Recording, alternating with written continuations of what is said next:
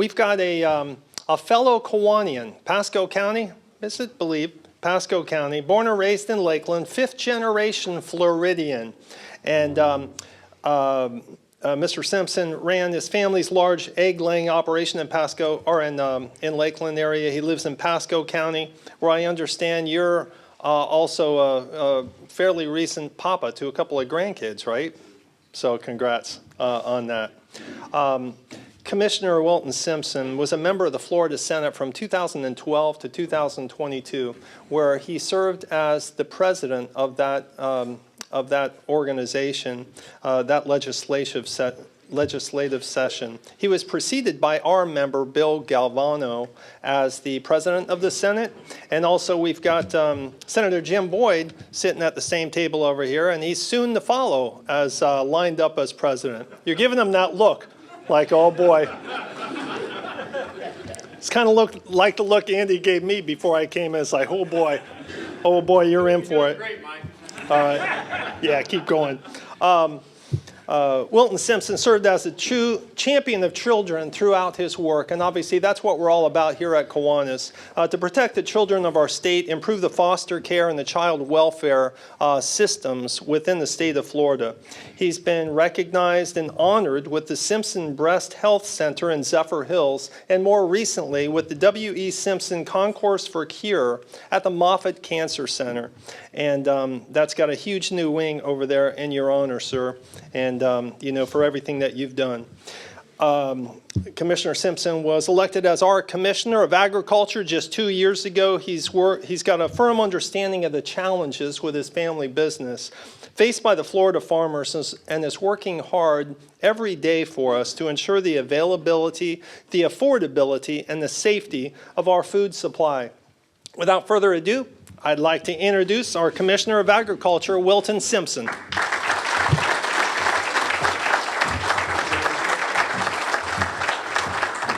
Good morning or afternoon.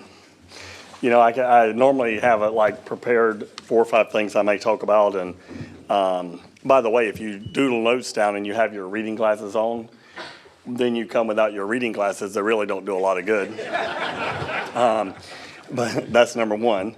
Number two, there's several things that happen here today. First of all, my boss, which is Jim Boyd now, that controls my budget. Now he's like, hey, you're going to have your tail down here, and I don't think he said tail though, and in Bradenton at noon at this time, and so here I am, right? That's number one. Future Senate President, by the way, and I did serve.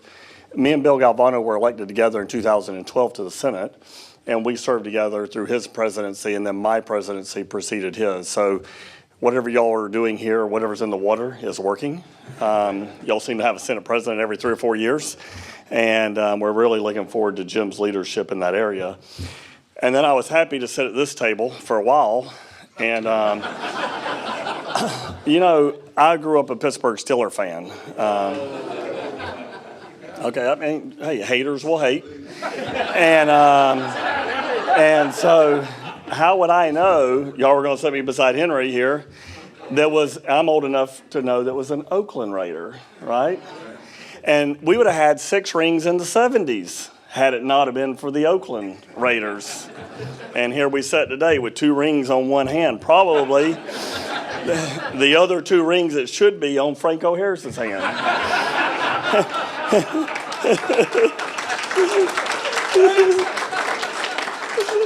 That's awesome. Anyway, so that's how I've been treated so far. So it's been very pleasant.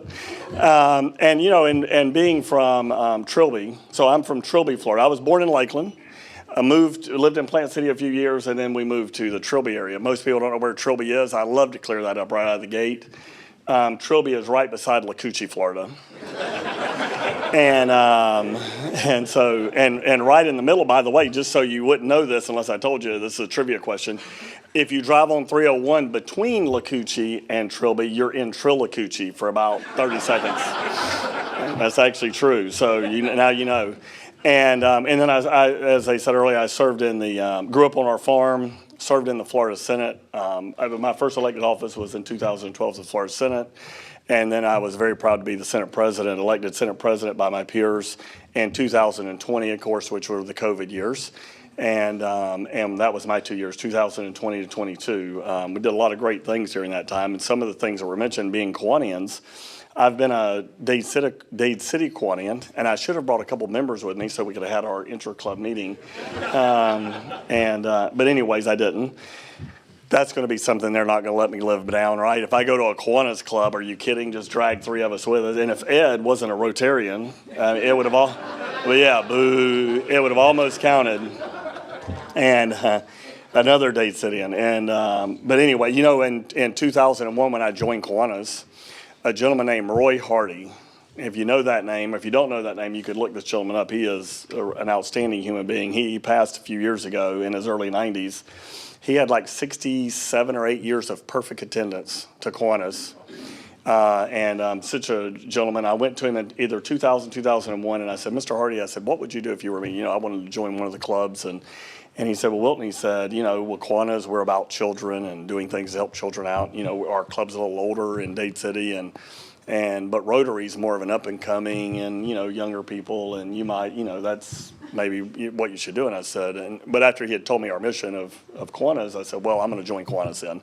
But Mr. Hardy in my area of Dade City is Roy Hardy, and we must have cooked, I'll bet we had 3 or 4 fish fries a year for 30 years. And he raised all that money and put it in a foundation and helped people with their medical bills and things of that nature, needy. But we worked for the high school football team, the baseball teams, and all the things. And so our club was a working club. And it's still there now, but we've got many fewer members. And so anyways, we're very proud Kiwanians. And so serving in the Florida Senate, I'll mention a few things that was mentioned earlier. Adoption and foster kids were something that was very important to me in the Florida Senate, amongst other things. But I was adopted when I was 5 or 6 years old. And then we had foster kids that lived with us back in those days in Plant City. And so when I was running for election and all, and I'd meet with, I had 2 law enforcement officers in Sumter County come and said it took us 18 months, married to each other, right? A husband and wife couple, both law enforcement, to get past the screening process to be okay to adopt. It's like, that seems impossible. You should be able to do that in about a week, right? If you're law enforcement, what other background check is the state of Florida going to give you that's relevant at that point? And so we did a lot of things to change the timing for adoption and the approval process. And on fostering, we noticed that we didn't have a program to try to find relatives of these kids that need fostering. So now we have that program in place. And those 2 programs that we did that year cost you about $35 million a year of recurring revenue. But we have transformed a lot of lives in those systems because of those programs. It's something we're very proud of. And, you know, my thought on that is that if you get a child at 2, 3, 4, 5, 6, 10 years old, you can affect the outcome of their life for the next 70 or 80 years, right? They're living to adults now, 80, 90 years old. You can affect those kids' lives their entire lives. So it was very important to us. You know, I served through an era where we did a lot of things for children. And you know, we have universal school choice in this state now. Every parent can take their child to any school they want to go to. There's no restriction. If you're a poor family, you still get the same scholarship to go to any school you would like. So we put parents in charge of the kids and their families. And during COVID, of course, very trying times there, you know, we took a different approach than a lot of other states where we kept our state open. And we fought very hard to keep our state open. And we had a governor that was helpful to that cause. And so we worked very hard keeping the state going and businesses in place and people living their lives. And we turned out to have we didn't take on a lot of those bad attributes we have generations of children now in other states that didn't go to school for 18 months. Well, if you take a 3rd or 4th grader or 2nd grader, they don't ever gain that back, ever. So you've sort of disengaged that population across this country. These are all Americans we're talking about, right? And it's very sad that they grew up in states that were not the free state of whichever they're in. We were the free state of Florida. That did lead to some problems. More than 1,000 people a day were moving here during COVID. Everybody was vacationing here because you go out on the beach, you could do your thing here in Florida. And so what I tried to do to slow that down, and we failed, I wanted all the roads coming into Florida to be single lane, and all the roads leaving Florida to be like 6 lane. We failed miserably. You know, we couldn't get the House to go along with us. You know, where was the wisdom in the House? Just joking. This is all on film, isn't it? Don't show the House the next 2 years, what I'm saying. When coming into the Senate, I was like, the House? You mean we've got to deal with these kids over there? So, anyways, when you're in a hole, if you keep digging, it gets deeper. I was elected 2 years ago to the Commissioner of Agriculture post, something obviously that was near and dear to my heart. And, you know, I've been in the egg business just about all of my life. And before that, we were in the picking blueberry business and tomatoes and everything. We canned a lot. When you grow up in Plant City, if you grow up in Plant City and you're really poor, you learn how to can. And but we did that as kids, and then grew up in the egg business and construction and things of that nature. So I've been working all of my life in and around charitable organizations and businesses, and that's really why I wanted to run. It was kind of like there was not even a charitable organization you could be involved in that was not hindered by government. And it's just really, in a lot of cases, lack of common sense in government. And, you know, you can put a lot of bills in place, but if you don't apply common sense to them, you know, if you allow how many lawyers are in the room before I say this next comment? Just one? Oh, good, okay. We got her outnumbered. You know, when you let a lawyer read something, you don't know what in the hell you just said, right? Well, I thought I said, but you really don't know. Your Honor, I didn't mean you. I'm glad I only drive through Manatee occasionally, right? Don't get stopped out here. Anyway, so running for Commissioner of Agriculture was something that I really enjoyed and was honored to win. And when I think of food, I think of national security. I think of everyone in this room is old enough to know, you know, we've spent trillions of dollars in the last 50 or 60 years defending oil, strategic supplies of oil. We have them all over this country. We have a 6-month supply just in case there's a major disruption in the Middle East. We all know that. Lost many lives over it. Think about your food supply. What if there was just 7 days of no groceries in the grocery store? Just 7. Right? You'd have chaos in this country. And in 30 days, you'd have people starving to death. And so when you think about food, when you think about agriculture, and if you eat, you're involved in agriculture, you need to look at it through that lens. If you're a local government member, if you are a city councilman, a county commissioner, or state representative, when you do something to agriculture, you need to look through that lens and think, well, do we really want to run the rest of what we have left out of business? Agriculture is the second leading driver of the economy. Over 2.5 million people today went to work in agriculture, over $200 billion a year of economic output. During COVID, we were the #1 driver of the economy in this state. So we talk about our frontline responders, as we should. Law enforcement didn't get a day off during COVID. Our health systems did not get a day off. Emergency personnel did not get a day off. Guess who else didn't get a day off? No farmers. I mean, every time you went to the grocery store at COVID, everybody was nervous, and we did all types of things to protect ourselves and our families. But the reality is that how those groceries got there, a farmer went to work and put them in a package and got them to the store every day. The first day of lockdown, we went to work. The second, every day. All those truck drivers, all the people who had to work to make those kind of things happen. So when I think of agriculture, I look at it through the lens of we cannot live without our farming community. We can't live without it as people, food and fiber, but we certainly cannot live without it without the economic engine that it produces also. And I use the word common sense too many times, so I'm going to quit. I have people, they'll say, well, you can't teach people to fish anymore, because I used to say, well, we want to teach people to fish, not give them one. And so there's certain phrases I'm not supposed to use. In the last 3 or 4 years, we've done many bills, and I'm going to mention some, and then they said that I could take questions at the end, which will be okay. But so we did several things that are just, I think, common sense in the last few years. We no longer, in the free state of Florida, we do not let our foreign enemies buy agriculture land in this state. In and around our military bases are agriculture. That's #1. We do not allow the sale of fake meat, synthetic meat, in this state. We don't allow it to be produced in this state. Think about this. You're going to have a petri dish. You're going to get a biomass sent to you. You're going to grow something in your petri dish. You're going to put it through your 3D printer to make it look like the steak you want to eat, and then that's what you're going to eat tonight. Yeah, no, not in the free state of Florida. You're going to be really surprised that my office is being sued by a California company over this issue because we're violating their constitutional rights to sell this crap. And the thing about it is that, well, I had a restaurateur sitting in an audience like this, and they said, well, what if we want to sell it in our restaurant, right? I said, well, we have a few simple rules in where I live. If you're going to be stupid, you got to be tough, right? And then you're going to have to see your honor over there to get out of trouble. And so we don't allow that in the state of Florida, which we're very proud of. The right to farm bill, that sounds really good. About 60 years ago, we put a right to farm bill in this state. And as Senate President, I was being told around the state that, we're getting sued for these nuisance lawsuits, right? Farmers are being sued. And a lot of this was people that actually just do not like agriculture and thinks the world would be better off without agriculture.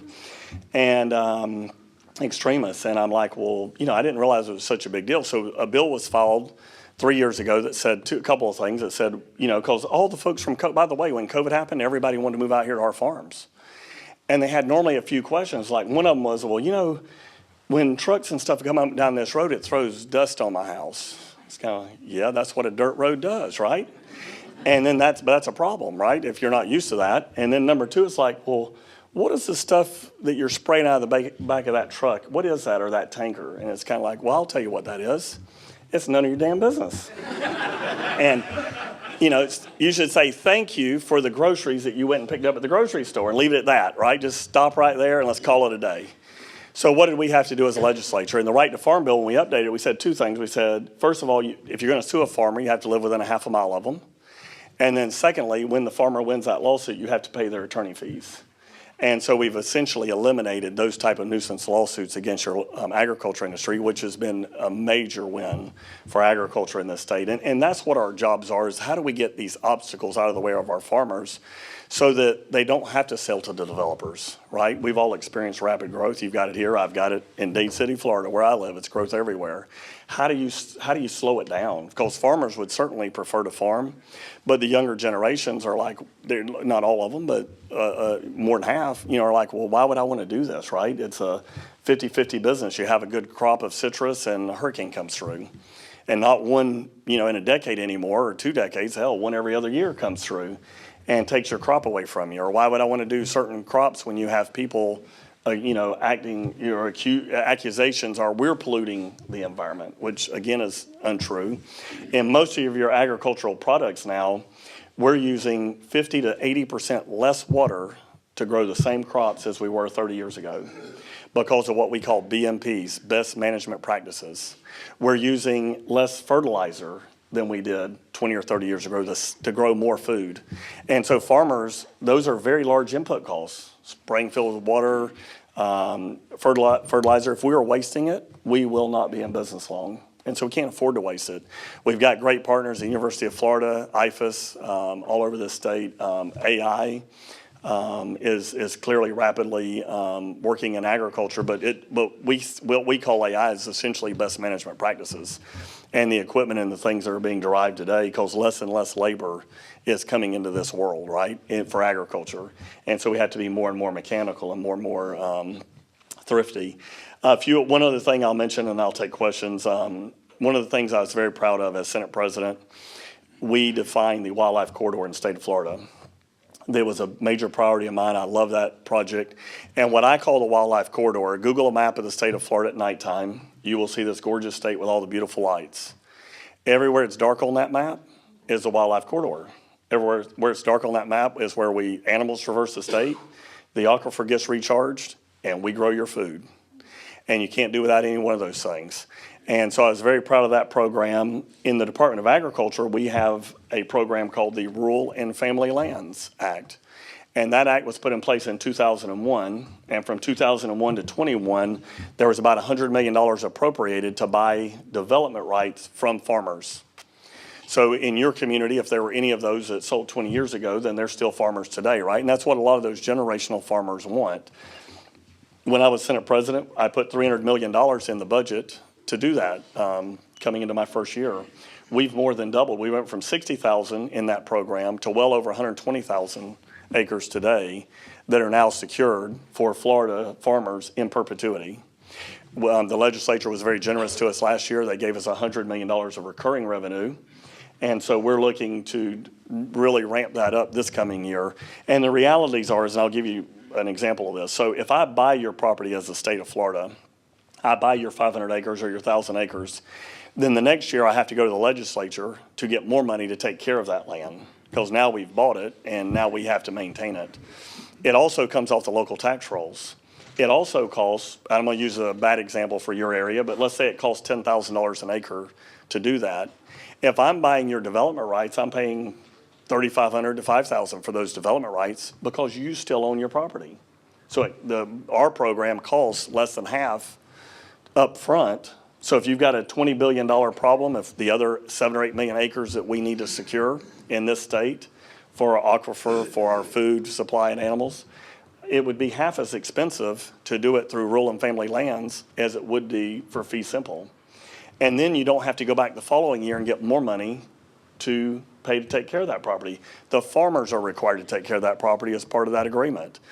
And it stays on the local tax rolls, just as it is today. Nothing changes on that. So it's paying into that local taxes to pay for our needs that we have and our frontline responders. And so when you think about that program, 90+% of the properties we buy are within the wildlife corridor. And so we're very proud of that program. Our program is about promoting agriculture, and that's what we're here for as Commissioner of Agriculture, and making sure we have the most safe, affordable, abundant food and a well-supplied supply chain within this system. And that's what we do every day. Now for questions, and I'm happy to take a few, I should warn you that if you serve in the Senate for 10 years, if you ask me like a real tough question, I can give you probably a 5 to 7 minute answer. And when I get done answering, you're going to be like, well, what in the hell did he really say? Basically nothing. If you give me one that I like, then I can grandstand a little bit. And anyways, and the last thing I want to say, because we're in Manatee County, is a few years ago, one of the most proud things I was that year when I was Senate President, when Senator Boyd got the over $100 million for cleanup of Piney Point. And I know that's going well, and you can thank this gentleman right here for that. And don't believe anything. He's a legislator. You can't believe what they say. If he says anything different. Well, thank y'all for having me. Again, it's great to be amongst Kiwanians, and I'm happy to answer questions if there are any. Yes. Yes. Okay. Because I'm a radio. Last year when I was in Leadership Manatee, I was lucky enough to be treated to a presentation by an IFAS agent about how high tech is being used today in agriculture. Things like, one thing that fascinates me, for instance, is the idea of vertical farming. Could you comment on where you see that going in the state? That's a great question, because technology is really revolutionizing the way we think about and genetics, right? So you have tomato plants now that it's hard for a machine to pick an orange or pick a tomato or something like that. Or if you're taking and spraying for weeds and you have a machine that goes over your crop and it only sprays the spot where the weed is, and then it sprays the right chemical for the weed that it is. I compare it to that soda machine when you can go in there, there's like 100 buttons and you just pick the thing you want. Well, this machine does the same thing for herbicides or fertilizers or things like that. It puts the fertilizer right on the root. It measures all of those things. So technology is transforming the way that we do these. On that tomato plant, a tomato plant normally grows up and you pick tomatoes. This one grows on the ground. When you pick the plant up, all the tomatoes stay on the ground. And then a machine can scoop them up. Anyways, there are hundreds of those types of products being put into production in some cases, and over the next 5 years. And this is continuously happening from the last 100 years. We're getting better and better at these things, producing more food with less inputs and less labor, right? Because that's a major crisis in our area also. And so the University of Florida, IFAS, is doing a tremendous job. In Baum, we have a facility there that is, I've visited several times, doing a tremendous job.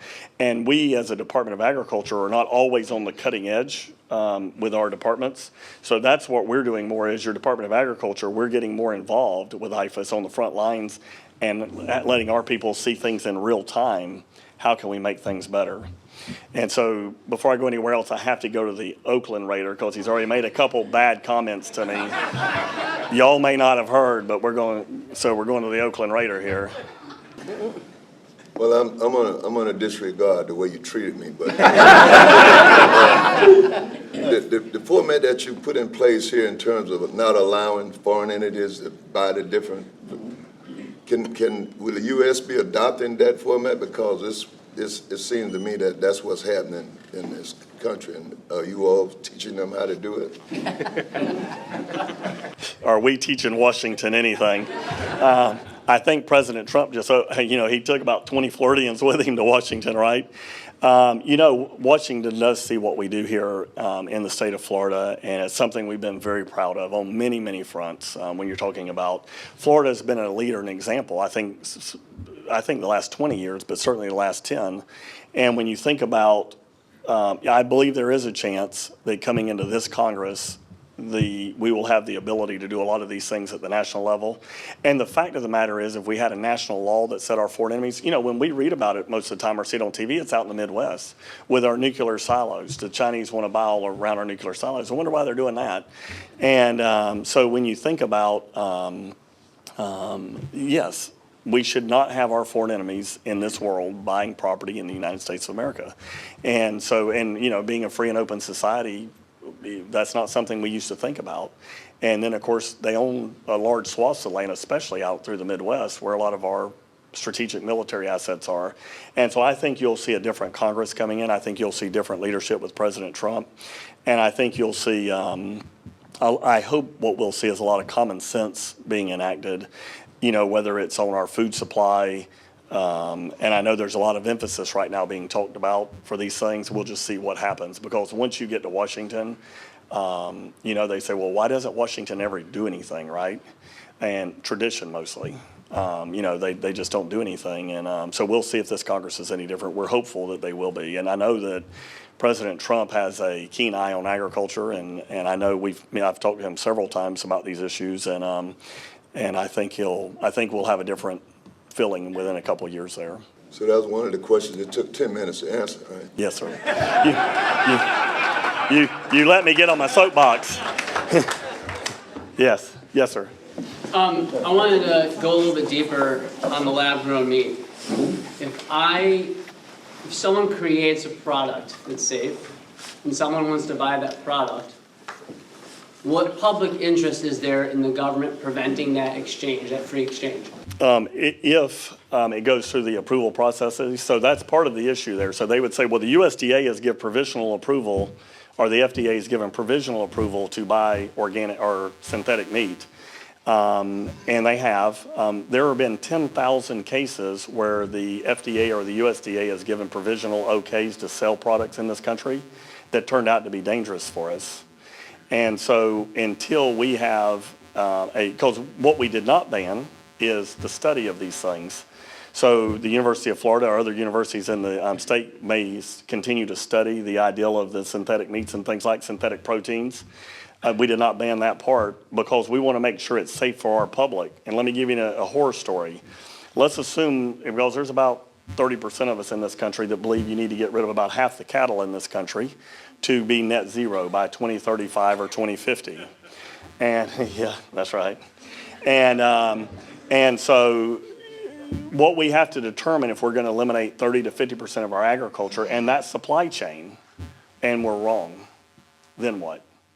And what I've often said is that anybody who wants to eliminate about half of your agriculture to be net zero, if we could pick today which countries we're going to starve to death, because that's what will happen, you'll have famine all over this world. There will be another 1 billion people in this world in 20 years. Which 2 billion people are we going to let starve to death to go net zero? And there's no common sense in that. So at the point in time where we're comfortable as a state that some sort of a synthetic protein can be grown safely and it is safe for our human consumption, we would probably change our minds at that point. But right now we do not have that answer, and we do not have that technology. And again, and there's some provisional okays at the federal level. I'm not sure what that's even worth today. Getting a provisional at the federal level, it's not. It's based on politics mostly, I believe. Yes, ma'am. How big of an issue is the availability of labor in the agricultural industry? There's another area where the federal government could do us a favor.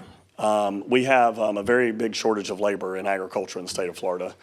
And you have an influx of folks coming today illegally across mostly our southern border that is not coming here to work on our farms and things like that 40, 50 years ago. You had a lot of seasonal workers that would come and they would go around the country. That's not the case of these folks today. But there's a program called an H-2A program. H-2B, there's several programs for builders, agriculture and the like. And the current federal government has made it extremely difficult to get into those programs. And you'd think, well, not for very large farmers, right? Because they have all the lawyers and the HR and the team to do those things. How does a small farmer do that? And it's impossible nearly. And you think, well, why are we losing all of our small farmers at such a rapid rate? It's because of what we're selling to developers. We're having to sell to developers because we can't get access to H-2A labor. And the trade practices and the housing and the things like that you have to do now to comply with federal law.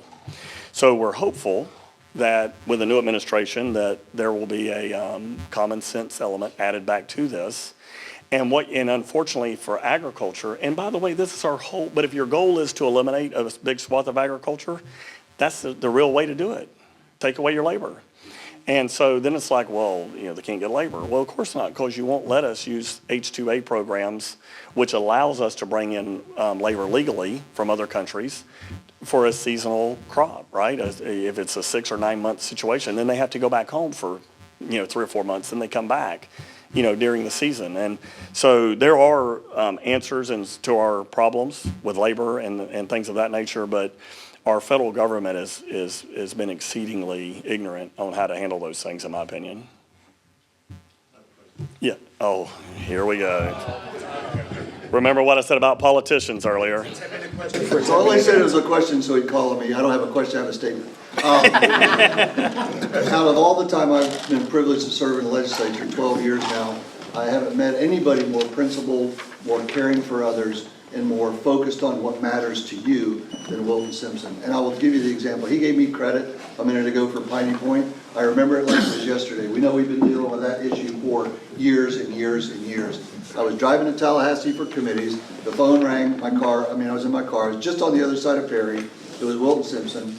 I picked it up, of course. I said, "Hey, President, what's up?" He goes, "I got good news and great news." And I said, "What's up?" I don't know if you remember saying that, but I do. I said, "Well, what's the good news?" He said, "We're going to fix Piney Point once and for all." And I said, "What could be better news?" He said, "I'm going to give you $100 million to do it." He gave this community $100 million out of his budget.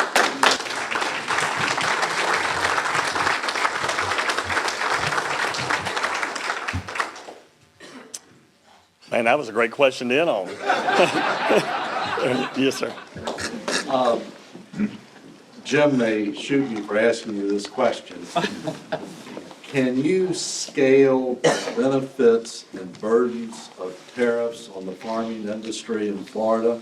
Obviously, there'll be winners and losers, but how do you scale that? Are you worried about it? That's a great question. And so I'm going to be philosophical for a minute. So I believe that, the United States of America is a net importer of food today, because we're destroying a lot of our farmers' ability to farm, and a lot of regulatory structure, a lot of labor issues, and a lot of foreign governments are buying up our land, for their ambitions of net zero, and then development here in the state of Florida. When you think about trade policies, we are always disadvantaged in most cases through our trade policies, and they're all at the federal level, right? We don't have trade treaties from the state of Florida to other foreign nations. That's a federal issue. But we are always disadvantaged in Florida because we have 300 different commodities. So when you think about our small farmers, there's nothing in there to protect them from a foreign country coming in and basically dominating that market. And in a big market case, Canadian firms come in and buy up our sawmills in North Florida, where we have an abundance of forest land, and then shut them down. Who does that benefit, right? And so when you think about foreign trade is very harsh on Florida farming in particular. And generally, there's a farm bill every few years, every 5 actually, in the federal level, that comes in and then works out trade agreements for the larger ones, corn, soy, the things like that, mostly throughout the Midwest, and then we're sacrificing things like we grow here in Florida. So we have an antidote to bad trade agreements. It's called a program called Fresh from Florida. So if you go to your grocery store, and we advertise it about 9 months out of the year because we don't grow too many things here in the summertime. We do have a major aquaculture and beef year round, but we really ramp up like strawberry season's coming. And you'll see Fresh from Florida all over that for several months there with blueberries, strawberries, whatever crops in season. And so what we hope is we hope to change Florida, and we're not hoping, we are changing people's buying habits by when they go in the stores, they see that Fresh from Florida, they're willing to pay 5 more cents a pound or, 20 cents more per item than they would from an item from another state or from another country. And so a lot of times in Florida, what we can do about it is 2 things. We can lobby our federal government now again to try to come up with more fair trade agreements. If tariffs go, most of the tariffs are not going to hit agriculture in this world. We might need some in certain parts of the world because it's not farmer versus farmer. It's not a South American farmer versus a Florida farmer. It's a subsidized South American farmer with no restrictions on how they grow our food versus all of the regulatory structure and safety things that we have to do here in the United States to grow our food here. So on a level playing field, I would 100% of the time bet on the American farmer, and in particular in our case, Florida farmers. It's not a level playing field. And then the trade agreements then reflect that. And then at the federal level, the policies that are put upon your farmers reflect that also. And again, you see it going from many farmers to fewer and fewer. And it's going to continue if we don't bring common sense in at the federal level, which is something it's hard to overcome. Florida's answer to that, which wasn't on purpose, but it's certainly an answer, was our Fresh from Florida line. And if you haven't experienced Fresh from Florida, you should look at that. You should be a member. You will get, as you go in stores, you'll see what's being grown here in Florida, and hopefully you'll go and support those Florida farmers. If you love green space, support your Florida farmers. It'll keep them in business. Yes, sir.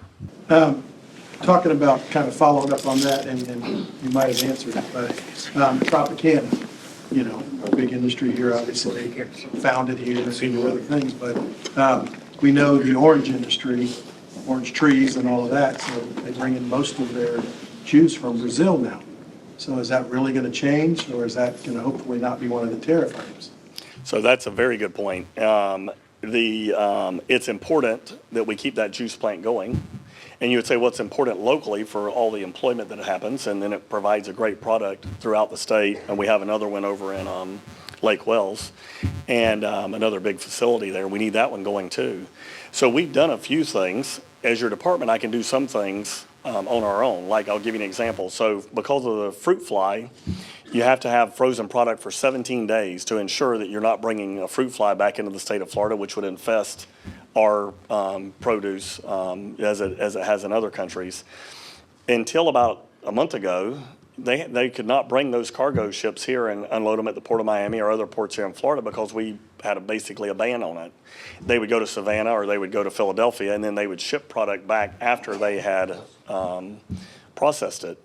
And so today, and I could do this on my own, we changed those rules, and now we have cold storage, and I believe it's starting already in Miami or about to start.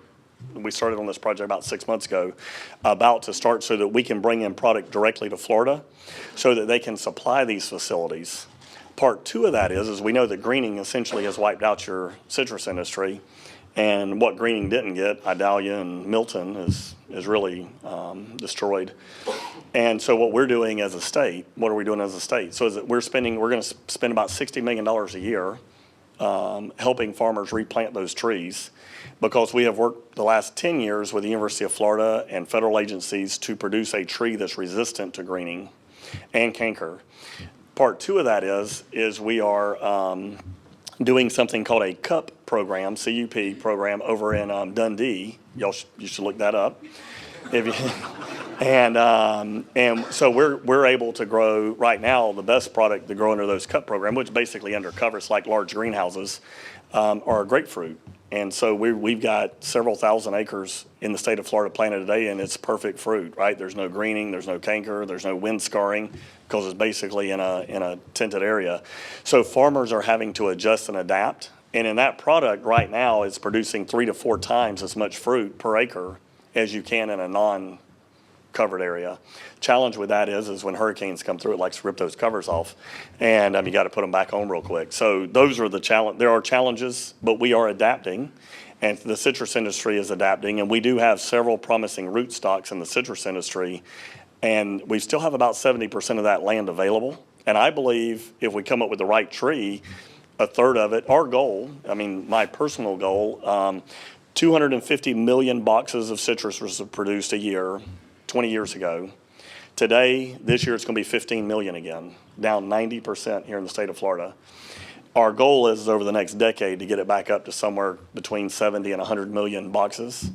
And of course, the private enterprise is going to dictate most of that. But we believe that you would see that much come back, and which would supply then your plant and the other couple of plants that have been managed to survive on bringing in foreign fruit. But by the way, the foreigners now have discovered greening, and it's going through their systems just like it has ours. So we're no longer at a disadvantage in a lot of cases in that industry. I'd be remiss if I didn't talk about our firefighters here. Can you, and first responders, can you talk a little bit about the job that the Florida Forest Service has done with response to wildland and the hurricanes recently, the job they did out there for us? This is a great question here. We are very proud of our forestry in this state and in the department. And Rick Dolan is our new director. He started shortly after I came in, and we brought Rick in. And not only has he upgraded a lot of the equipment that we have to be able to work with now, bulldozers, plow, what we call plows, but things, equipment that you need to actually manage our forest with. Last year, they burned, I think it was 276,000 acres of controlled burns, which was the record in the state of Florida. So we're using, with our very highly educated and skilled foresters, and rangers, we're burning more land. And what are we doing when we do that, right? We're getting rid of all this underbrush. If you see out in California where everything burns down when it starts, or in Canada, that's very sad, right? Those are either Americans or Canadians or our partners to the north are really losing hundreds of thousands of acres in some case. We've been blessed here to have probably the best forestry in the country, and we're also blessed then to have now better equipment, better pay, substantially better pay, and so that we have a lot better retainage. And what I mean by that, and a lot of your Department of Agriculture employees, we were having, in some cases, 25, 30% a year turnover. And today we're down way under 10 because we were able to work with the legislature, thank you, to be able to give our people raises and be able to pay them a wage where they could do what they love doing, which is in this case, taking care of our forests.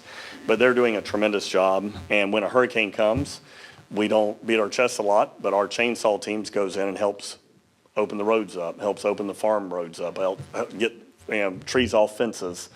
And during the last couple of hurricanes, and including Milton, we'd had over 150 of our chainsaw members working. DOT does roads and things. We help them in small country areas and rural areas. We do a lot of that, right? But your DOT's been very effective and other tools.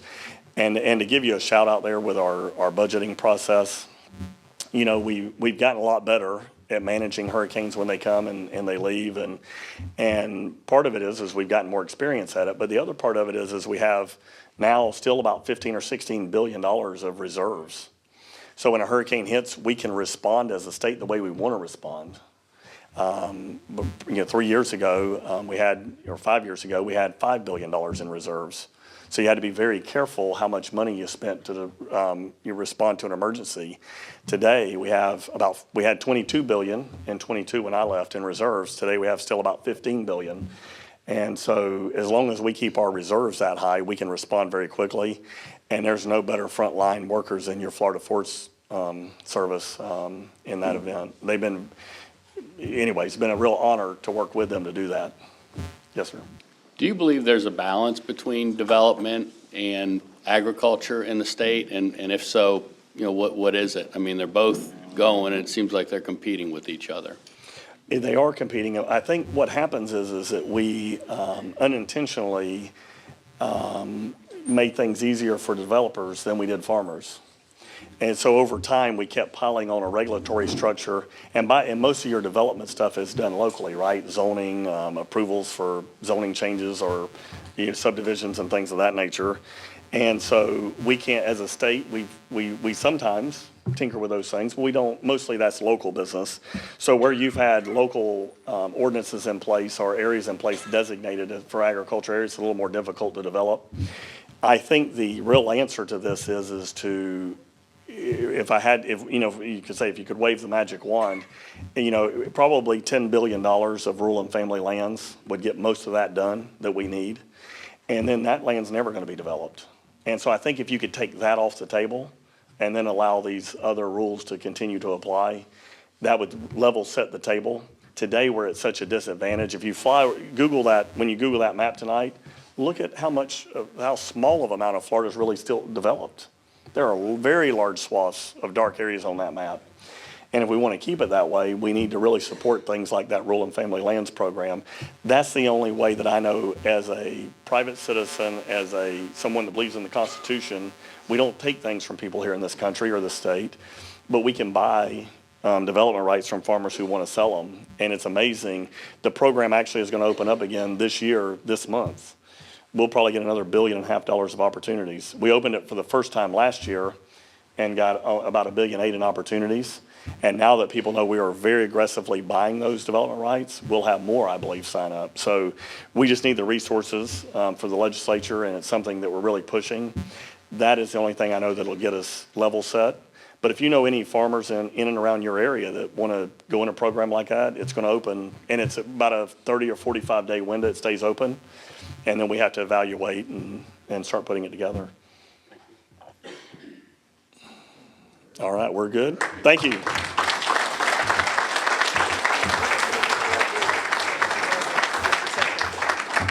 Thank you, Commissioner Simpson. We're all very proud to be Floridians right here, especially here in Manatee County. We appreciate everything that you've done for us through the years in the legislature, as well as in Tallahassee right now. So we'd like to present you with the famous, golden ruler from Bradenton, Kiwanis to measure your future success. Okay.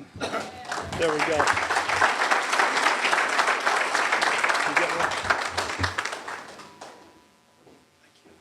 Thank you. Thank you very much again. Yes, sir.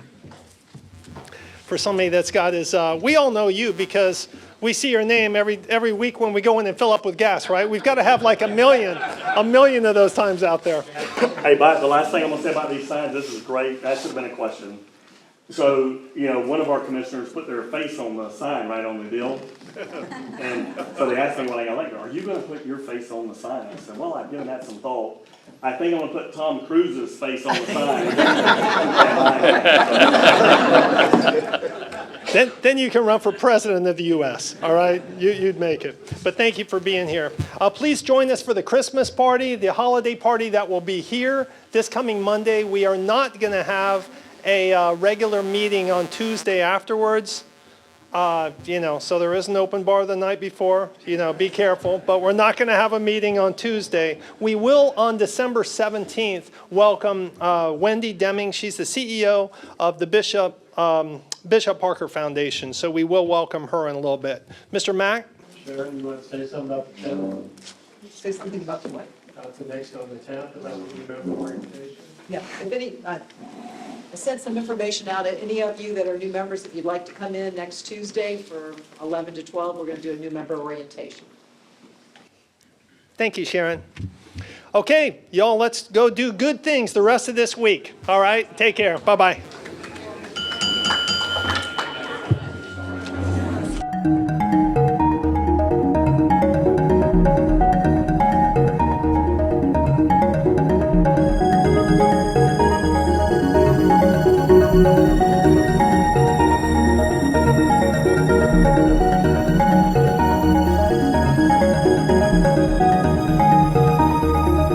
you.